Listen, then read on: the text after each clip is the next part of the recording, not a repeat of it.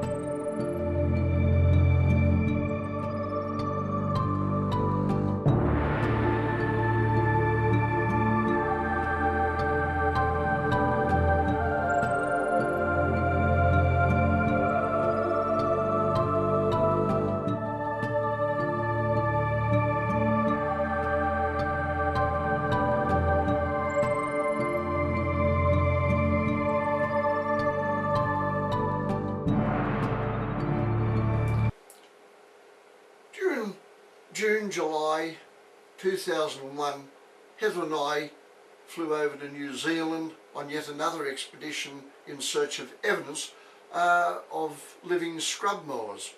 And we had been doing this since 1980, but all those years, and for some years before that, doing research into these birds, I had yet to find any real evidence. Apart from a couple of bones that were given me or I found myself, we had not yet found any evidence of living creatures until in the Te Urewera National Park, inland from Hawke's Bay in North Island, and I was investigating a remote mountainside track and found in an area of soft soil a number of footprints. These led across a path up the side of an embankment into forest, and there I counted some 35 tracks.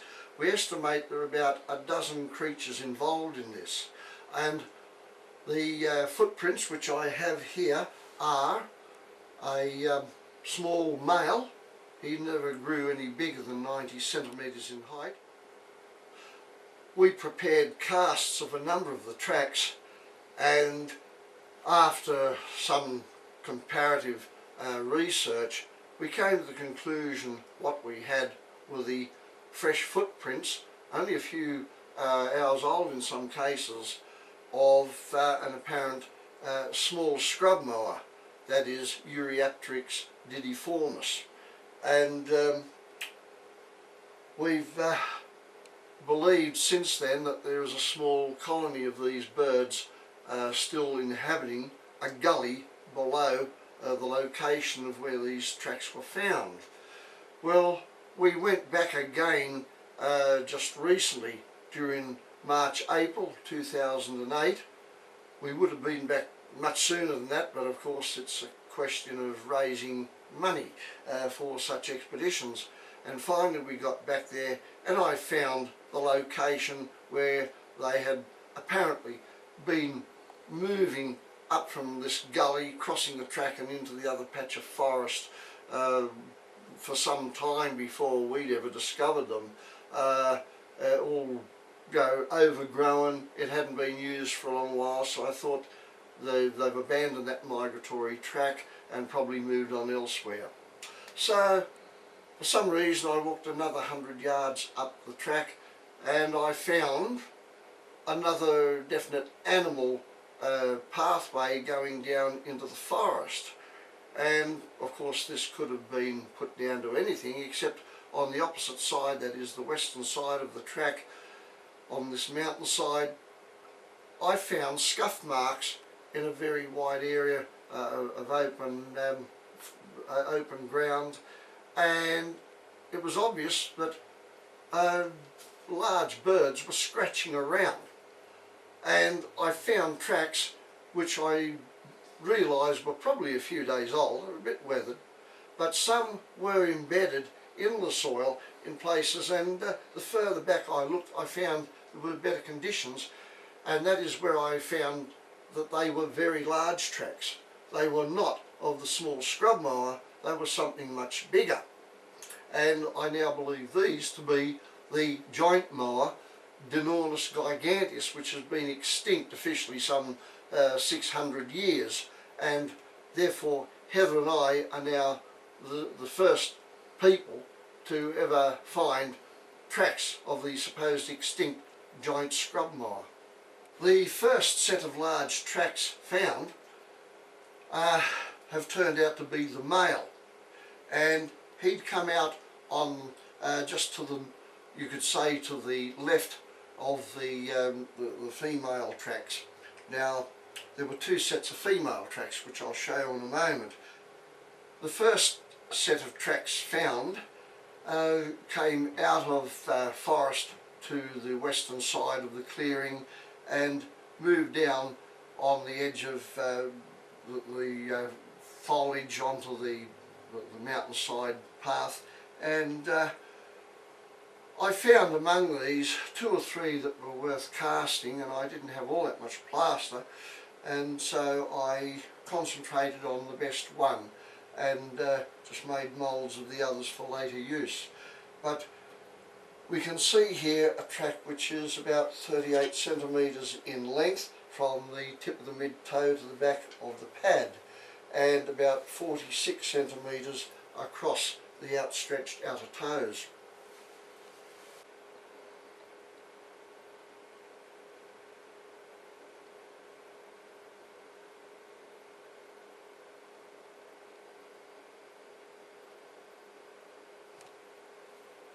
To the right of the first set of tracks were these larger ones.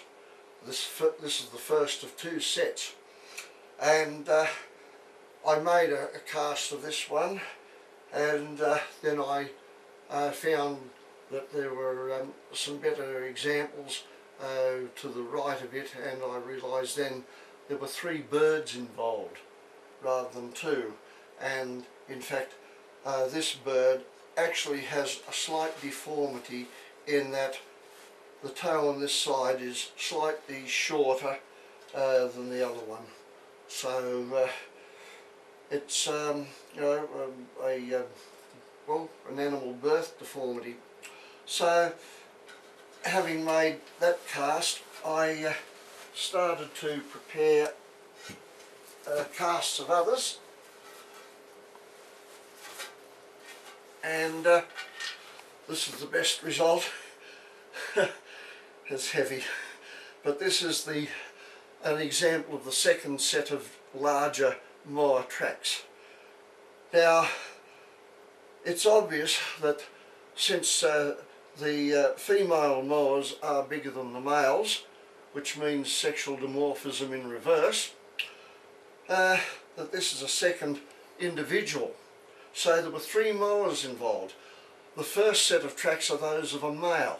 So there were two females and a male moving together, coming out of the bush, moving across this patch of open ground onto the mountainside track, and then across that into the forest on the opposite side.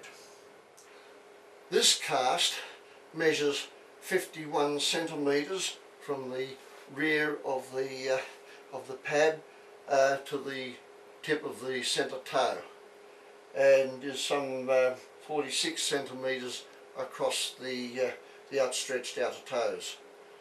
So they're very large birds. The female alone must easily stand 3.66 metres tall, or perhaps taller, and it's evident that there's a small population of living giant moas in spite of 600 years of supposed extinction, land development, and of course introduced animals that have made life difficult in New Zealand for a number of bird species, that these animals are still living out there in the Te Urewera mountain range, which is pretty vast, and I'd say anything could live out there and you wouldn't know it. Fact is, a number of university academics have rubbished the idea, but they were not there when we found these tracks.